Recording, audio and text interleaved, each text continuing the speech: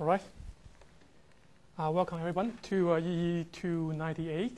So this is an advanced topics class on generalized principal component analysis.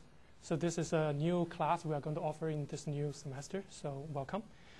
You can see that actually we are going to have some audio and video equipment in this classroom. So the idea is that we are going to do an experiment to try to make this lecture available to the other UC campuses. So what we are going to do is to videotape the classes and then post the videos on the internet after the class. Okay. So I also have some have an announcement of the class. If you don't have a copy, you can just come out and then get the copy after the class. So by the way, my name is Alan Young. So about this course, the central topic of this course is going to be talking about data segmentation and the clustering. To give you a simple example, suppose I'm going to generate some samples in this two-dimensional space. So, and based on human perception, we have reason to believe that in this very simple example, we can partition this sample set into two groups, one on the left and another one on the right. Okay? And if I further draw a straight line to partition this two-dimensional space, and then the total data space now is separated into two subsets. So any future sample that falls into the left-hand side, I can also call it a sample from group 1. And any sample from the right-hand side, I can also call it a sample from group 2. Of course, you will imagine that if you are dealing with very high-dimensional data, so the problem for data segmentation and clustering will not be that easy to solve. Okay? So next, I'm going to show you where are those high-dimensional data samples we are going to talk about in this class. Some of the applications. For example, the first example I can show you is face recognition. I assume that everybody has a basic idea of what is face recognition. Okay? So suppose I ask you to open your account in Facebook and tag all the face images you know, and then try to separate the face images into several categories. One category for yourself, and each category for each of your friends, each of your relatives. So that actually is a data segmentation problem. That I want to ask you to segment the images, very high resolution images that represent different appearance of face images. Okay? The second problem we are going to talk about later in this course is motion segmentation. Now, in this case, I'm going to first play a video for you. And if you can keep track of the movement of those image features we extracted from this long sequence, and you have reason to believe that we can partition those image features into also two groups, right? One group representing the relatively static background. Another one representing the moving foreground, the car. So this is also a data segmentation problem in video. And we can also generalize this idea to consider image segmentation. In this case, I want to partition the image pixels into several regions that based on the content of the image may represent different objects, different texture, based on human perception. This is another data segmentation problem. Okay? And clearly, solving these problems these days are still very difficult. So the question is why? Because that's the part of the reason we are still offering this class in this semester, right? So in this course, we are going to be focusing on at least the following 4 different reasons why those problems for segmenting high-dimensional data are difficult.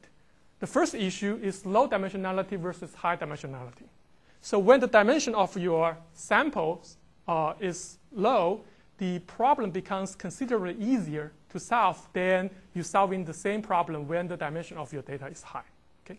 In this case, I show you a very simple example from this book, Principal Component Analysis. By the way, this is also a very good book, and I certainly recommend you to also get a hold of it, and then you can use it as a reference together with the textbook of this course. So in this case, we are going to measure some anatomical measurements on 28 students in 7-dimensional space. So the measurement may represent the height of your body, the length of your arms, your lower limb, and the torso. Okay? So on top of that, we are going to apply a so-called principal component analysis, which we are going to talk about later in this class. And then I'm going to plot the value of the first 2 principal components in 2-dimensional space. You can see once I plot the first and the second principal components, there's a clear separation between the samples I measured that represent male students and representing female students. And if I draw a straight vertical line at x equal to 1.5, you can see the data for the male students and the female students can be perfectly partitioned on two sides, right? Of course, you can imagine that if we are going to solve more complicated high-dimensional problem, the separation of different classes of data will not be that easy to observe. So to show you why is that, next I'm going to show you another example in face recognition. I think in the late 1980s and early 90s, when you are given a set of high-resolution face images, and then you ask a computer to perform recognition to assign the face images into different categories, people tend to perform the recognition in this region, very low dimensional feature space, like 10 to 20 dimensional space. So that actually is very similar to what we have seen in the last slides. So part of the reason is because of the constraint in computational power, right? So you don't have powerful computer to help you to perform PCA that push the dimension into hundreds of thousands dimension. Now, in this interesting paper published on PAMI, IEEE transactions on PAMI in 1997, the authors observed that if you want to further improve the rate of recognition, which means you want to reduce the error rate in percentage, so what you can do is gradually increase the dimension of the principal components from the traditional regime of 5-dimensional space, 10-dimensional, 20-dimensional. If you can push the dimension to 150, now you can see you can reduce the error of face recognition performance from 30%, 20% to about 15%, which is good, right? But if you take a second look at this problem, eventually if you hope you can deploy a real-world face recognition system which can be set up at an airport in front of a hotel. Of course, those real-world application systems will require the error rate to further drop to less than 10%, less than 5%, and hopefully even 1%, right? So which means in average, every 100 subjects that pass through your system, at most you only have one subject that is classified wrong. So that is a very high bar. So based on that estimate, you have reason to believe that in order to achieve those higher and higher recognition rate, you also have to further push the dimension of the features you choose to represent your high dimensional data beyond 150 to hundreds, even thousands, right? Is that clear? Yes? What is feature face?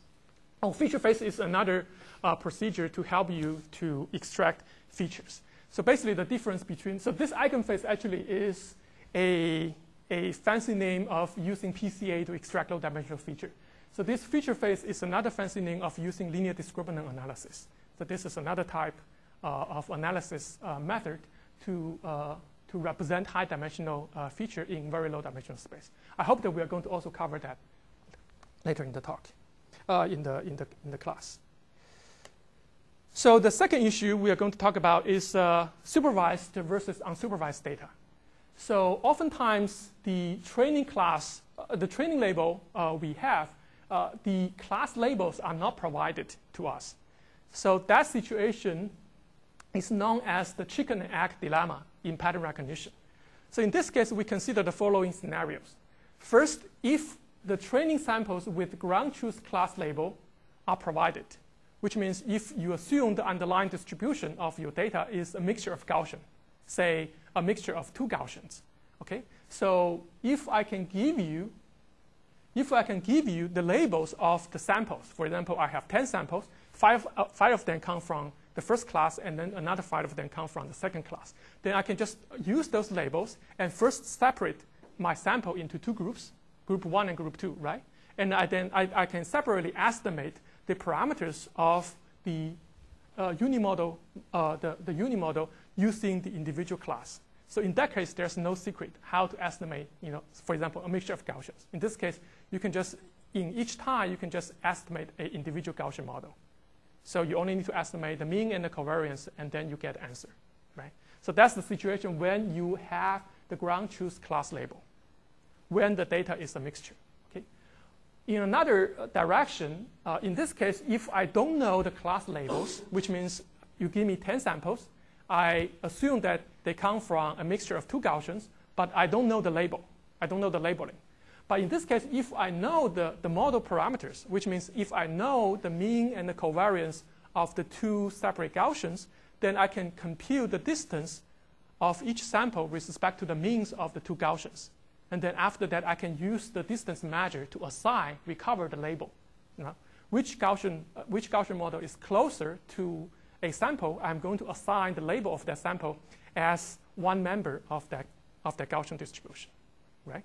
So the problem in unsupervised segmentation is that when you have a mixture distribution, you don't know either the ground truth class labels, and you also don't know the model parameters for the individual distribution. So that is a chicken and egg problem. The third problem is the presence of noise and outliers in practical systems. So if you remember, previously I showed you a video of tracking image features in a long video sequence. Now consider another case. So if I ask you to separate the background and the foreground features in this video, you can see because of the error generated from the tracker and also the estimation itself and the quality of the video, and also the type of movement of the human head, different from a rigid body such as a car moving very far from the camera in a parking lot. In this case, it will be more difficult, or even sometimes ambiguous, to call which sample belongs to the foreground and which sample belongs to the background, right? So the second example is in here. So over time, if I want to tell you for each time t, which pixels in this video frame belongs to the foreground and which pixel belongs to the background. The problem here is that in addition to the moving foreground, part of the pixels in the background, they also move. The value of the pixel, they also change over time. So it also becomes somewhat ambiguous to tell which pixels belongs to the foreground and which pixels belong to the background, right? So you can see that the problem becomes more and more interesting and more difficult to solve when you gradually add noise and outliers into your problem. So the last problem is about which low-dimensional model we are going to use. If we are going to assume that there is some underlying distribution, low-dimensional distribution, in high-dimensional space for us to model a large amount of data, which one are we going to use? Are we going to choose? Because different models have different parameters for us to estimate. Are we going to take the traditional route to assume a mixture of Gaussians? Or if we have reason to suspect that along some direction in high-dimensional space, the variance of the data is degenerate, which means you don't have a general point cloud like a blob. But in this case, under certain direction, there's no variation. In this case, it's more appropriate to use a mixture of subspaces, okay? Or you really want to venture out to use a more exotic nonlinear model to approximate the distribution. In this case, you are going to have a exponentially more number of parameters for you to exactly model the distribution of nonlinear structures. Okay? So in summary, if anybody asks you to solve a data segmentation problem in high-dimensional space, you need to be aware immediately at least the following 4 issues when you try to find a good solution. The first issue is the dimensionality of all the modern multimedia and multimodal data tend to be very high, and it grows exponentially. And the second problem is that large amount of unlabeled data contribute to the chicken and egg problem for data segmentation. Okay? You don't know the label of your mixture data. At the same time, you need to estimate the parameters of the mixture model. And the third problem is that the real-world data necessarily will contain large amount of noise and outliers. So if you give me an algorithm, I will ask you how do you propose to deal with noise and outliers in your algorithm. The fourth problem is that the model segmentation, the model estimation becomes more complex if you really want to venture out from mixture of Gaussians to mixture of subspaces and eventually go to nonlinear distributions. So those are the reasons why these problems, data segmentation problems in high-dimensional spaces, are still difficult to solve these days. Okay? Any questions? So about this course, so we are going to talk about exactly how to solve estimation and segmentation of hybrid models. So we hope that we can find some principal solutions to tackle the chicken and egg problem, separate the chicken and the egg, and such that we can partition a large amount of high-dimensional data into several groups. And simultaneously, we also want to estimate the parameters, how to describe the underlying models. Third, so our primary focus of the course will be some geometric models called the subspace arrangements. So those are the fancy names, simply means a union of multiple low-dimensional subspaces. Okay? So this is the fancy name. So if you don't like it, so just replace that with a more plain English version of that. So we are going to attack this problem from two fronts. So in addition to the focus, which will be presenting some new algebraic method to solve this problem, we're going to also have a very comprehensive review and investigation of the more traditional statistical methods, traditionally how people are going to solve these problems. Okay. Any questions? So this is a highlight of what we are going to talk about in this entire semester. So before I move forward, I want to talk about a little bit about the course syllabus. So as I mentioned, this is a 3-unit advanced topic course, and we are going to have 2 lecturers, myself and Professor Shankar Sastry. And Professor Sastry is not in town today, but he will join us next week, I believe. And the course is the time of the course. The class will be from 3:30 to 5, Tuesday and Thursday in this classroom. And I believe we don't have class next Tuesday, on the 25th. Okay. So we try to broadcast the course concurrently to UC Masset, and we also have a class website in here. And if you go to the website, you are going to find the lecture notes. We are going to gradually build up the lecture notes on this website, and the announcement for the homework sets, and also all the announcements related to the class. We try to maintain the website as best as we can. And if we do have students from Masset who want to participate in our discussion, you can send your questions to this email address, ucb.gpca.spring2011@gmail.com. And you can also use this email address to send in your homework. I'm going to check the timestamp of your email. Okay. So we do have we have set up 2 office hours. One is on Thursday from 2 to 3:30 for Professor Sastry. That is right before the class. And we also have another one on Friday from 12:30 to 2. That's for myself. And I certainly encourage everyone to come to the office hour as much as you can. But at this time, it's by appointment only. So if you do plan to come, please do send us a short note before you come, so that we can prepare some space for us to discuss your questions. So about the course materials, we are going to use a textbook, which is currently still a draft, called Estimation and Segmentation of Hybrid Models by René Vadel, Ima, and Shankar Sastry. Because this is still a draft, we are going to only distribute the chapters of the book by email. I hope that we can distribute each chapter before the class. So in here, I have a piece of paper, so if you can circulate that and write down your name and email address. And I will use the email address to deliver the textbook chapters to you, hopefully before each class. Okay. And as I mentioned, the slides and the videos will be available on the course website after the class. So next item probably is one of the most important items we will discuss in this first class. So it's the grading policy. So at this time, we are going to assign, we decide to assign 60% of your scores based on your homework performance. And I think that we are going to have about 4 to 5 sets of the homework. And the homeworks are due before the class on the due date. We are going to have separate due dates for each homework set. And the 40% of your score will come from a final project So that's going to be a team presentation in the last week.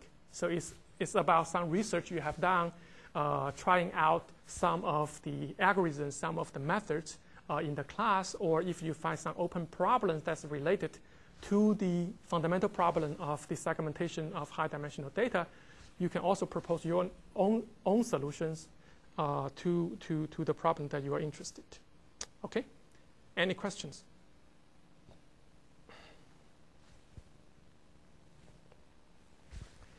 Before we move on to the next chapter, next I'm going to give you some personal notes about my suggestion how to take this class. So because this is an advanced class, so I guess that some of you may not be familiar with all the backgrounds, especially different applications. So please do tell us, send us some emails, tell you that you want more information about some particular applications. So we will be certainly more than happy to add more background material during the lectures. So I treat the exercises at the end of each chapter as part of the lecture.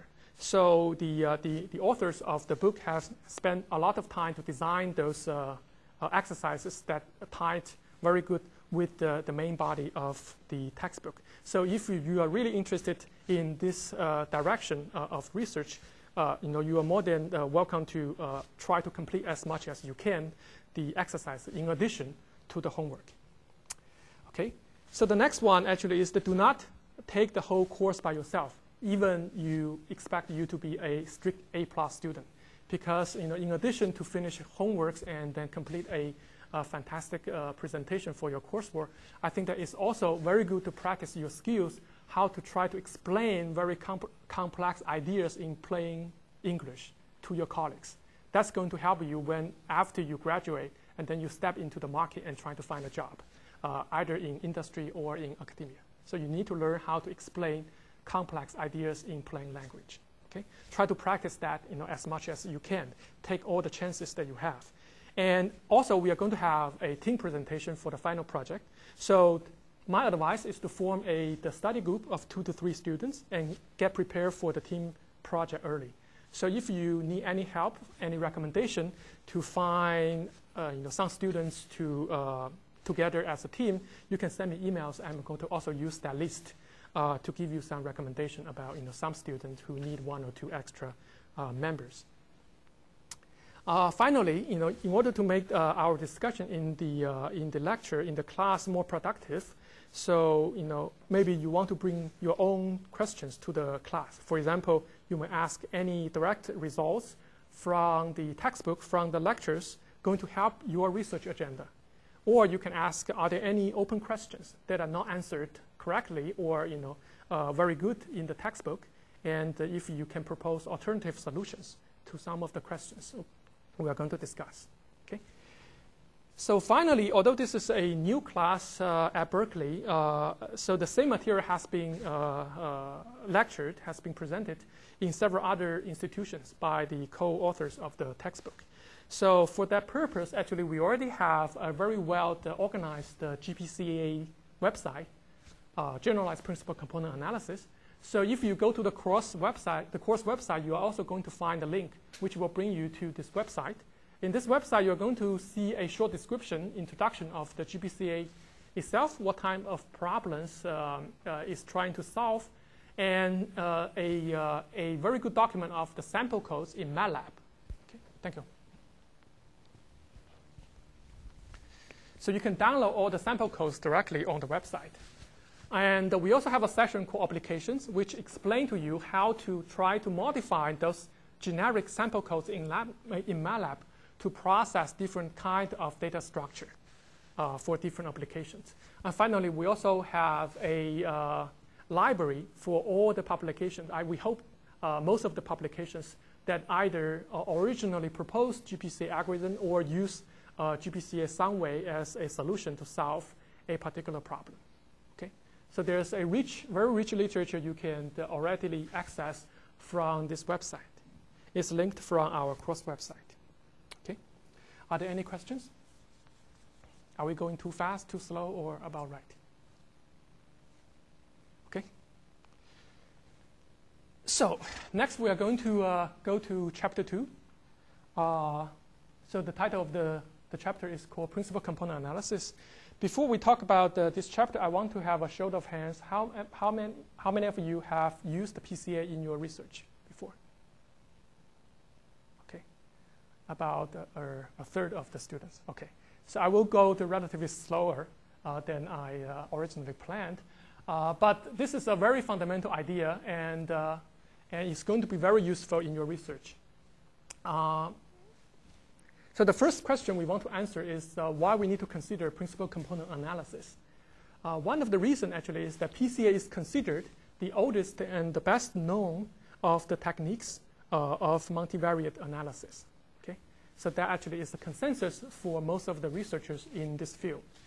And the second one is that PCA has an elegant numerical solution called singular value decomposition. Okay? So if you have used PCA in your research before, your solution to implement the PCA process will be some, I will guess, will be some variation of singular value decomposition. And the third reason is that the PCA serves as a very good foundation that leads to many extensions. Probabilistic PCA, kernel PCA, sparse PCA, robust PCA, generalized PCA, you can call all the family of those algorithms XPCA. So there are many variations people can generate from the fundamental idea of PCA. So in order to really get to those more advanced ideas, we have to start from the very basic idea, what is principal component analysis. Okay? So that actually is what we are going to talk about in this single chapter. Okay? So first, I want to give a more formal definition of what is PCA anyway. So the basic idea is that if you have a data set of high dimensional vectors, you want to reduce the dimension of the data set that consists of a large number of interrelated variables. Meaning, the dimension of the data set is high, and then the variables in the data vectors are interrelated.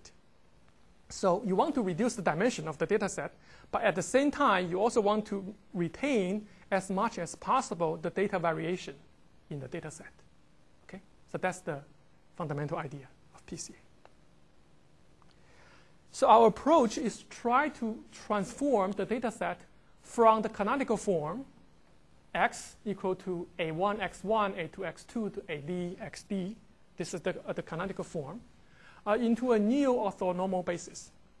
In this case, we can rewrite the same vector in the same space using another basis, alpha1 u1 plus alpha2 u2 plus all the way to alpha d ud in d-dimensional space. And these vectors are orthonormal, meaning they are all unilength. The L2 norm of those vectors are 1, and they are orthogonal to each other, which means the dot product of each pair of those vectors are equal to 0. Okay? So the new set of variables, alpha 1 to alpha d, are called the principal components, this side. Okay? And what's the rest? Those vectors are usually called principal axes or principal directions. Those are the directions you are going to find. If you want to find the principal components, what you do is to project your vectors onto those directions. And then you get the coefficient after the projection will give you the principal components. Okay? Is this clear? Any questions? Okay, so next we are going to see how to formulate PCA. So in fact, we can try to formulate PCA from the two directions. First, we are going to talk about the statistical view, more traditional statistical view. This can be attributed to Pearson and Hotelling in the early 1900s. So in this case, suppose we are given a zero-mean random variable x in capital D-dimensional space, and the ith principal component is defined as the dot product between ui and x. Okay? In this case, how to find ui to project your vector onto? The ui is the optimal solution that maximizes the variance of the dot product u and x. Okay? For all the samples in the d-dimensional space. In addition, we also have a condition that we want all the solutions UI, U1, U2, U3 to be an orthonormal basis, which means they have to be uni-length, and then the dot product between any pair of the U's are 0. That's the condition, right? So that's the exact formulation based on the definition of what we are trying to do initially. Okay? So there are two notes we need to remember. First one is that normally we assume that PCA always applies to zero mean variables, unless you have some very special reason not to do that. So in this case, before you try to apply PCA, there is always a pre-processing step for you to compute the mean of all the X samples and try to remove the mean from your measurement. Then you apply the PCA. If you want to get your data back, and then after you apply the PCA, after you do the projection transformation, you can add the mean back, and then you can fully reconstruct the measurement in the original coordinates. Okay. The second problem, the second note is that, so remember the property of PCA is to retain as much variation as possible, variance as possible in the original data set. So this probably will be more effective if the underlying distribution is a simple unimodal distribution.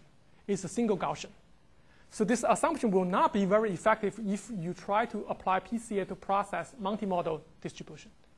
For example, if we have multiple Gaussian distributions in the general data space. Okay.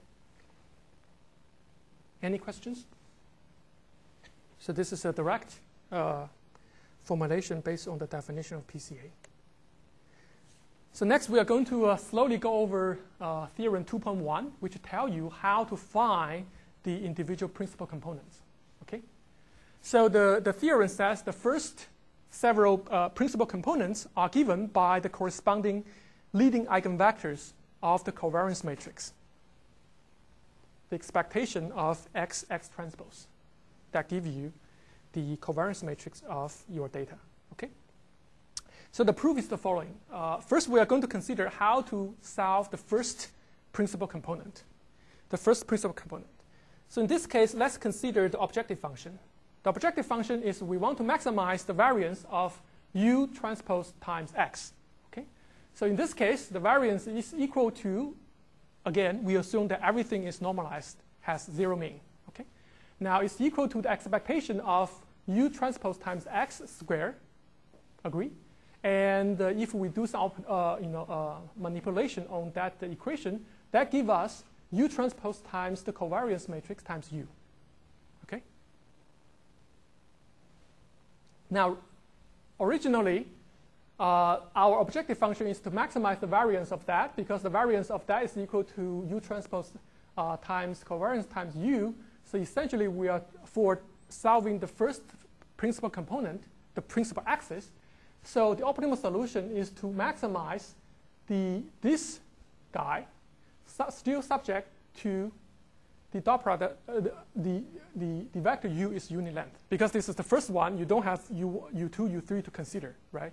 So the first one, you don't have to worry about the orthogonality issue. So using the so-called Lagrangian method, so this is a constrained optimization problem. So in optimization, we know that you can use the so-called Lagrangian method to move the constraint as part of your objective function. And then this is parameterized by a single scalar variable called lambda. Okay? So in this case, so this one is equal to U transpose times U minus 1 equal to 0.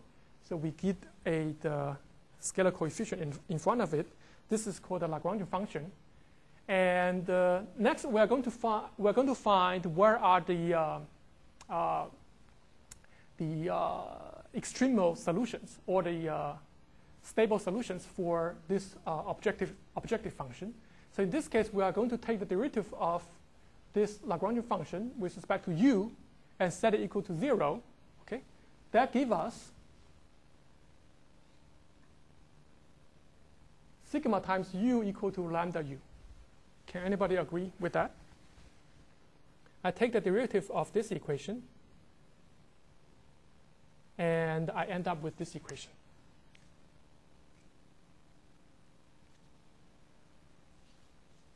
Agree? Okay. So because this is so the solution is a, we know that the solution is stable in here, but we still have to check if this leads to a maximum solution or the minimum solution. In this case, the objective function we try to minimize is equal to lambda, right? So if we multiply from the left-hand side U transpose, that gives us lambda, right? Because we know that U transpose U equal to 1, right? So what is the maximum solution in here? If I try to maximize lambda, what's the maximum lambda I can find? Of course, the maximum lambda is the maximum value of the eigenvalue, right? So therefore, you can see that the maximum, the optimal solution for this objective function is simply the maximum eigenvalue of the covariance matrix, and the corresponding eigenvector is the first principal axis. Agree? So after that, next we're going to go one step further. If we decide what is the first eigenvector, principal vector we are going to use, and the next question is how to find the second principal axis. In this case, we're going to have the same constraint. We try to maximize this guy, and we still have the constraint that the U has to be unilength. And in addition, remember, we want the dot product between the first principal axis and the one that we are going to solve as the second principal axis to be equal to 0. They have to be orthogonal, right? So that introduces a second constraint. So we can also use the Lagrange method to also bring this constraint, this guy has to be equal to 0, into part of the objective function. So that actually is the new objective function we are going to use in order to find the second principal axis. Okay? So in this case, the same. We take the derivative of the Lagrange function, and we end up with this equation. Can anybody see the reason of that? Right?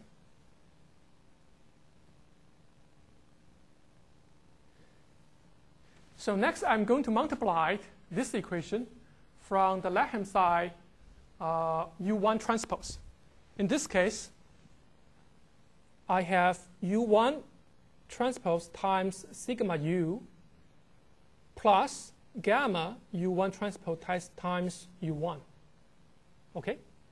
And because I know that from the previous derivation, I know that the multiplication of this guy, because this guy is a eigenvector of sigma, is equal to simply lambda 1 U1 transpose, right? And I move on, multiply that with U. And second, I know that this guy has to be unilength, so the dot product between these two is equal to 1. So I get this one, gamma here, is equal to minus lambda U. I move it to the right-hand side, so equal to lambda U1 transpose times U. Okay? I'll give some time for everybody to see that. Okay?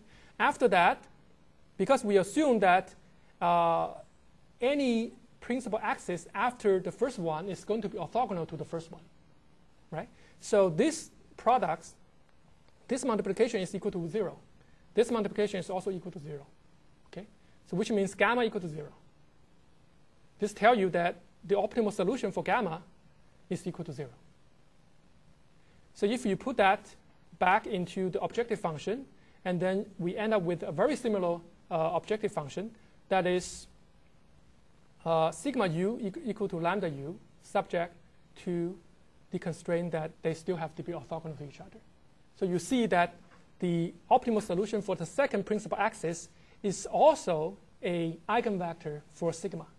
In addition, it has to be orthogonal to the first principal axis we have already found, right? So what's the maximum value for your objective function? For your objective function here, of course, is the second eigenvalue of the covariance matrix, under the constraint that it cannot be the same as the first one, right? So you can just continue, and then at the end, you are going to find all the the principal axis for your data. After that, you project your data along the direction of the eigenaxis, and then you get the values for the first several principal components. Okay? So that's the proof. Any questions? If there's no question, I assume that it's well understood. Okay?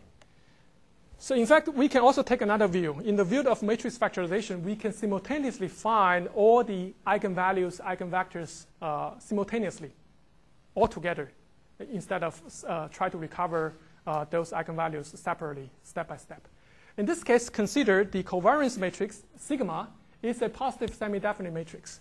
So what's the definition for a positive semi-definite matrix? There are two conditions. First, it has to be symmetric. Very good.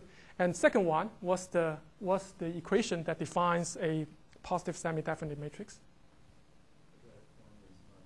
Good. So any non-zero vector in the total space X, so the value of X transpose sigma times X, the quadratic form, has to be equal or larger than 0.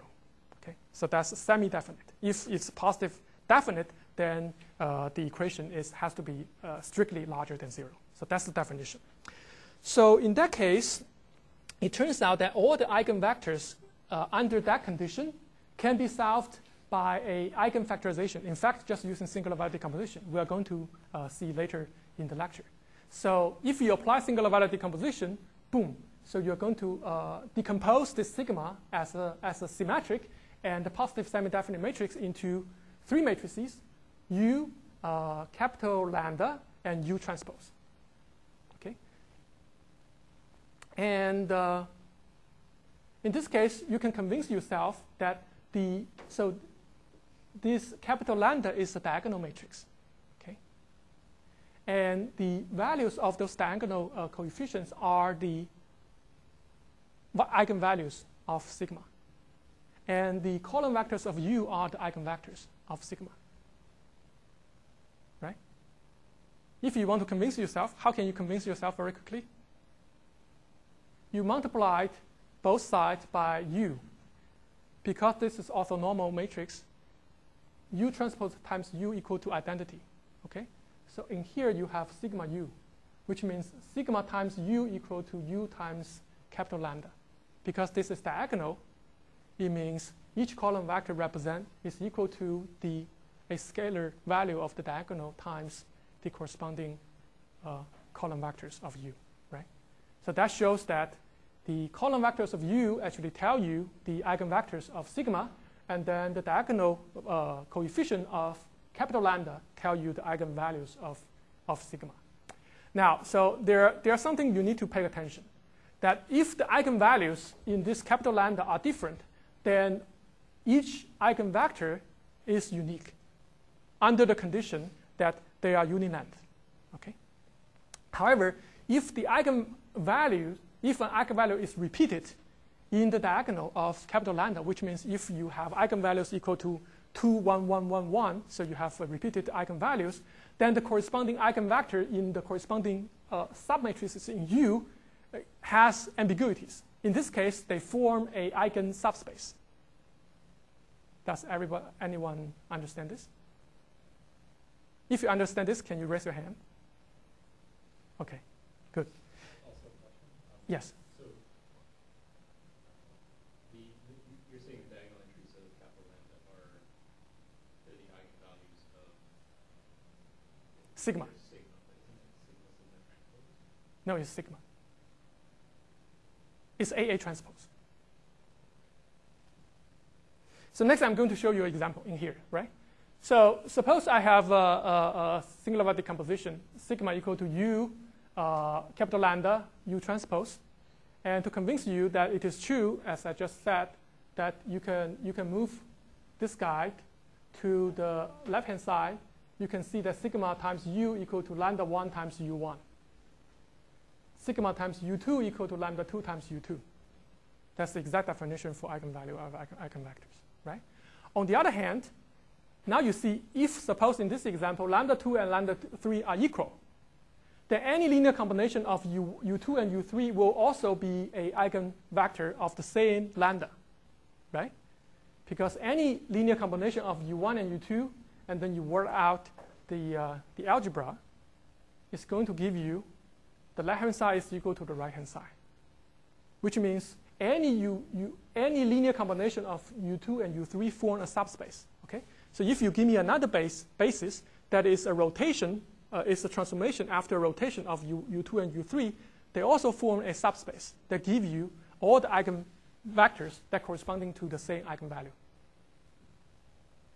Okay.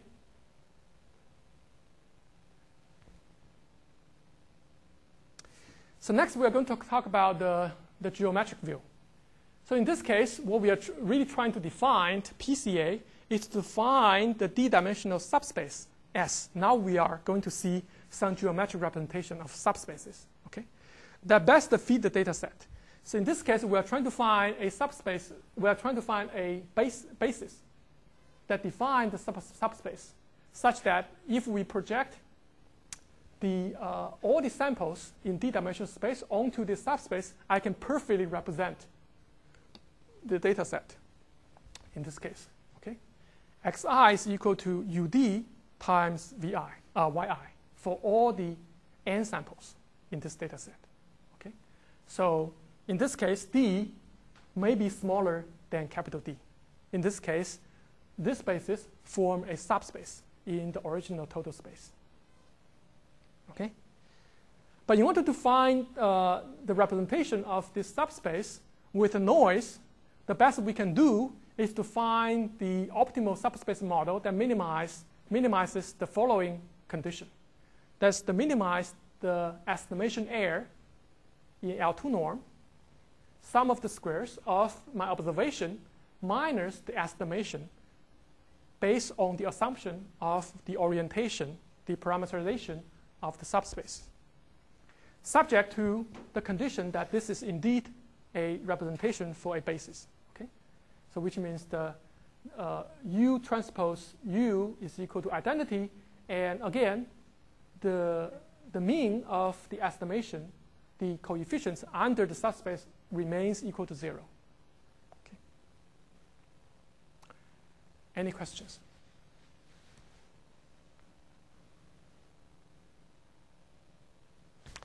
Okay. So again, as I mentioned before, if the data set is not zero mean, first thing you want to do before you call PCA is try to estimate and subtract the empirical mean, the sample mean from your observation, and then you proceed to estimate the basis for the subspace. Okay, and it's easy to verify that if we can find the matrix U, then the optimal solution for Y will be a simple projection, right? Projection of X onto U. And the values for UI is called the geometric principal components of X compared to the previous statistical principal components that is generated by finding the eigenvalues and eigenvectors of the covariance matrix. In this case, we're directly trying to find a representation for the basis of the subspace. Okay. Any questions? So if we are going too fast or too slow, just let me know. So let me repeat the objective function here. We try to minimize the sum of squares between the observation and the estimation, subject to U is indeed a basis for the subspace. So next we are going to try to prove theorem 2.2 in the textbook. That is how to try to find geometric principal component analysis, geometric principal components using singular value decomposition. Okay. So the theorem states the following. So let capital X is a collection of all the samples, n samples in capital D dimensional space, And let's assume that it's already normalized to 0 mean. And let's suppose that capital X has a singular value decomposition into U sigma U V transpose. And then the conclusion is the following. For any small d, if you try to find a small d-dimensional subspace to fit your data, so the optimal solution for UD is in fact exact the first d columns of U in your singular value decomposition. And then the corresponding optimal solution for UD, remember previously I said that if you find the representation for the basis, what you need to do is to project the sample onto the subspace. But if you already have a singular value decomposition, in fact, you don't have to do that. So the singular value decomposition automatically gives you the projection. In this case, you only need to take the first top D minus N submatrix, which means the first D part of the rest of the decomposition. That gives you the solution for YD. Okay? At the end, so what we are trying to solve is approximation of capital X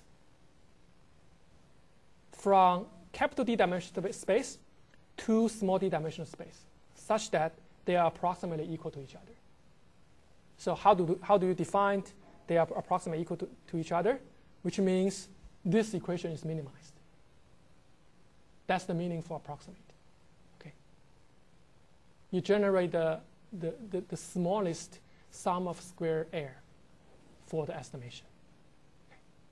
Oftentimes, you may not exactly have the equality that for all the x is equal to UD times YD, but I want to minimize the error, sum of the square of the errors for all the sample set.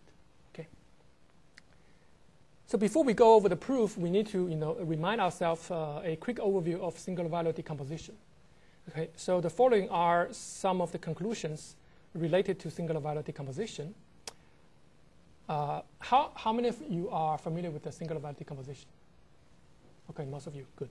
So suppose A is of dimension n times n, and also may be rank deficient, which means the rank of A is equal to R. R can be full rank, but sometimes it may not.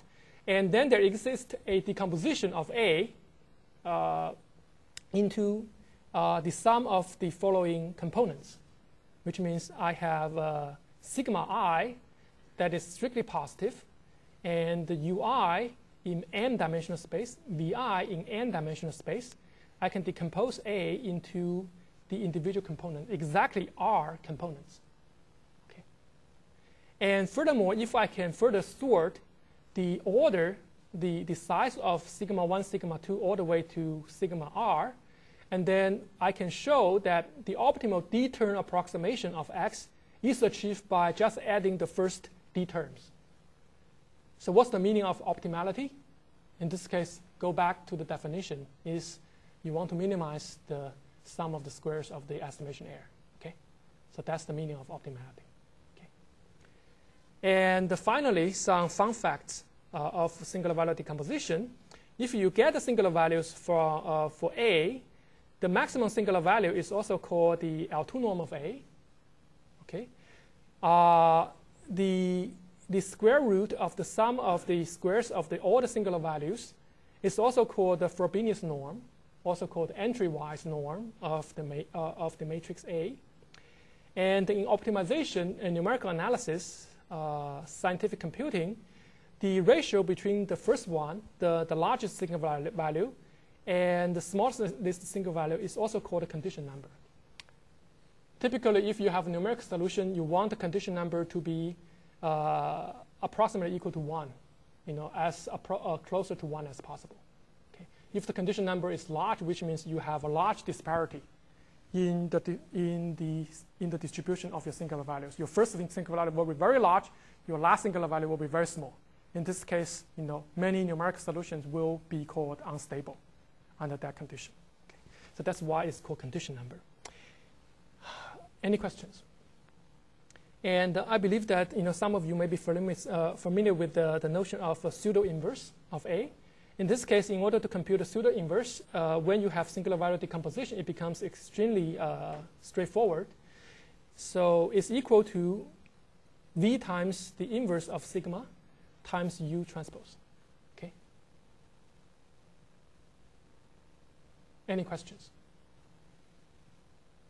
Yes. If this is in the textbook, it's a slight typo. If the rank isn't full rank, the sigma it might not be. Yes. Yes. It might have 0 entries. Yes. So yes. The inverse is not technically just the inverse. Yes, that's right. But you can just take the submatrix in this case because you only have, so it's exactly equality if it is rank deficient, right?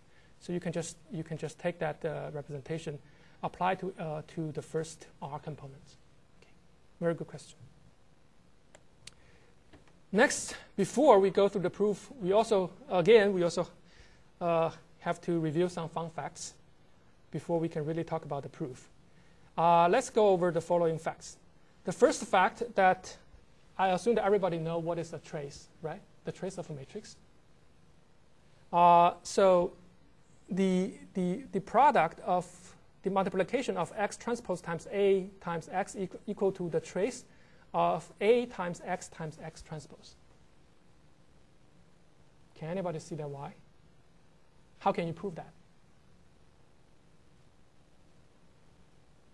How can you easily prove that statement? Yeah. The left-hand side, the left-hand side is scalar. Yes. So The right-hand side. Trace of a scalar is the scalar. Yes. The trace has the property of it's called cyclic invariance. So you can move the first matrix inside the trace to the end or vice versa. Or you use So you are saying that we are trying to use the second fact to prove this fact, right? You can do that, yeah, certainly. So my question is how to prove the second fact now? Huh? Say that again.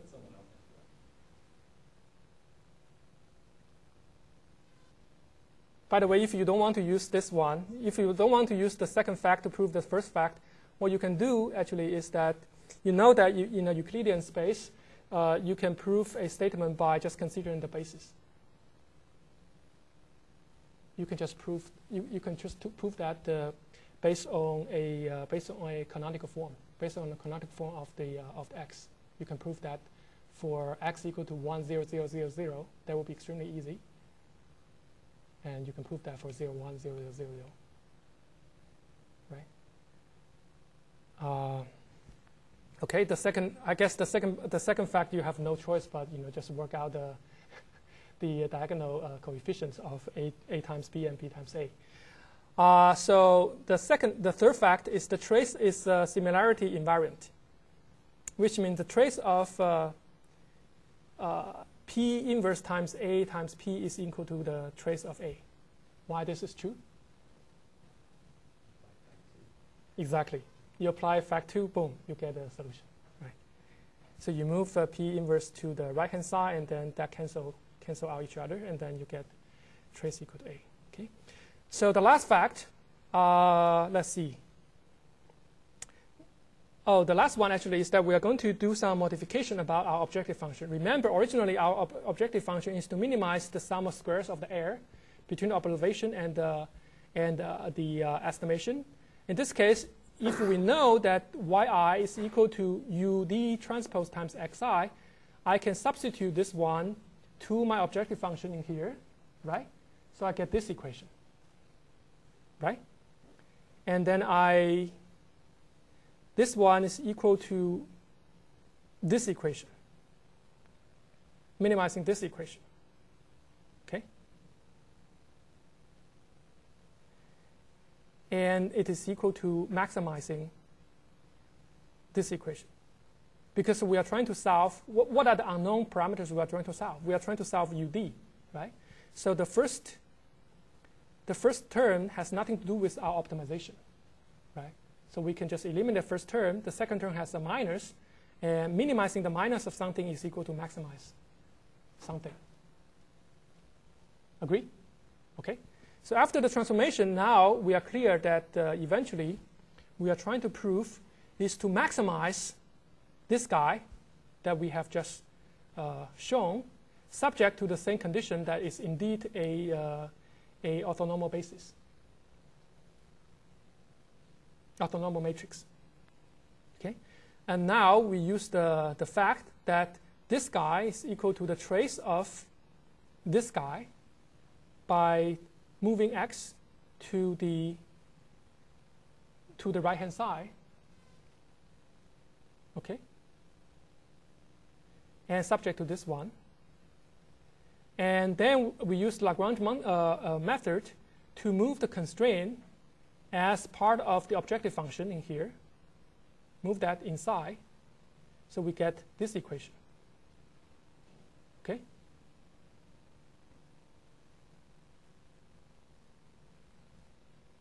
And because the trace is a linear operator, and next we are going to take the derivative of the Lagrangian function with respect to ud for all the coefficients. You work out the derivative with respect to all the coefficients. At the end, we get x transpose times ud equal to ud times capital lambda. Can you see that? Why this is true? Because this is a linear operator. So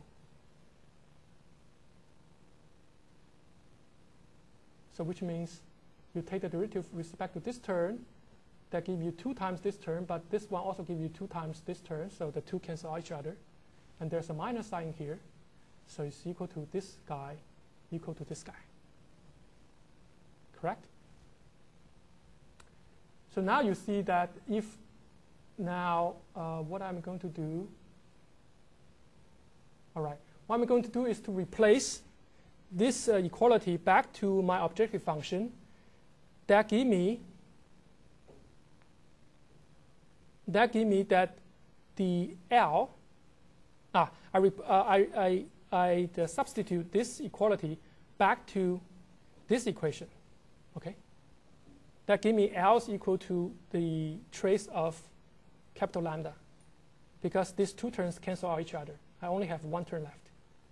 That's this term, right? So if I move this term in here, this term and this term will cancel out. I only have one term in here. Is that clear? Okay. So now after I get this, I just copy the result we have from the previous slide. And now if I multiply both sides from the left by ud transpose, I get capital lambda is equal to ud transpose times x transpose times ud.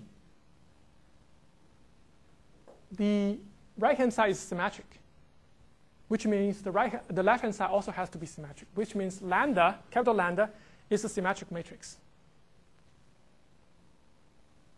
Agree?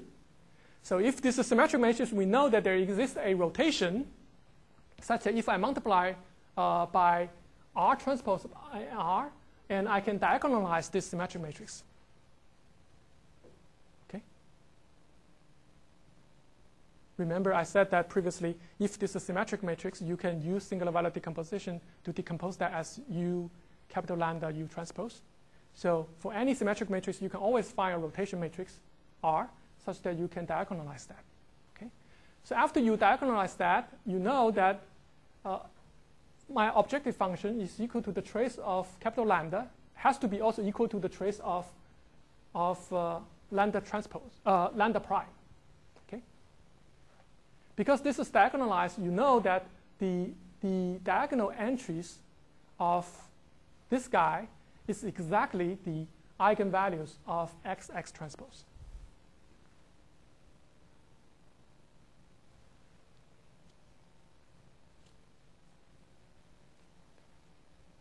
All right. And this is equal to the summation of the squares of the singular values of x. So that actually, by the way, that gives you a relationship between the eigenvalues of between the singular values and the eigenvalues. Okay. The singular value is the singular value is the square root of the corresponding eigenvalue of x transpose. The singular value of x is the square root of the corresponding eigenvalue of x transpose. Okay? Any questions? Because we can diagonalize this guy, if we put this back, it tells you that after you take that into account, you treat that as a new matrix, let's say U prime, right? This just tells you that if this one is diagonal, it tells you that the column vectors of UD prime, after you add the rotation into the equation, are also the eigenvectors for x transpose, right? I just mentioned that previously in the class. So of course, in order to find the maximum value for the summation of the eigenvalues for the first d components, of course, clearly you just choose the highest value for your singular values. So that's the way to maximize your objective function. Correspondingly, you will find the principal axis that way. Okay. So there is a theorem in the book, so you are going to read about it yourself. A very one-paragraph proof that is theorem 2.3. It says that geometric and sample PCs are equivalent. So which means previously I mentioned how to solve, how to recover principal axis based on a statistical view by estimating the eigenvectors of the covariance matrix. I also mentioned how to find the geometric principal components by using singular value decomposition. And this theorem shows that they are equivalent, basically. You can either approach the problem of a PCA from the statistical view, or you can approach that from the geometric view. Okay. So I think that we still have time to walk through some examples. So in here, I'm going to show you a very simple example, and I generated in MATLAB. In this case, I give you a simple matrix A, in this case, 0, 1, 1, and 1, 0, 1 as the two columns. And if I call the singular value decomposition in MATLAB, I get three matrices, U, sigma, and V. Okay? Because the dimension of A is 3 by 2, so you are going to have 3 by 3, U is 3 by 3, S is 3 by 2, and V is 2 by 2. Okay? That matches the dimension for the original A matrix. Okay? Next, we are going to verify if what we have said is true. So in this case, let's compute the eigenvalues of A transpose A. In this case, it's 1, 3. You can see. So you can see 1 is the square root of 1. 1 is the square of 1, and 3 is also the square of this one, right? So it tells you the square of the singular values is the eigenvalue of A transpose A, we just mentioned. Now we can also verify the eigenvectors. In this case, I try to see what's the value for A transpose A as a whole matrix times the first column V, the first column in the V matrix in this case.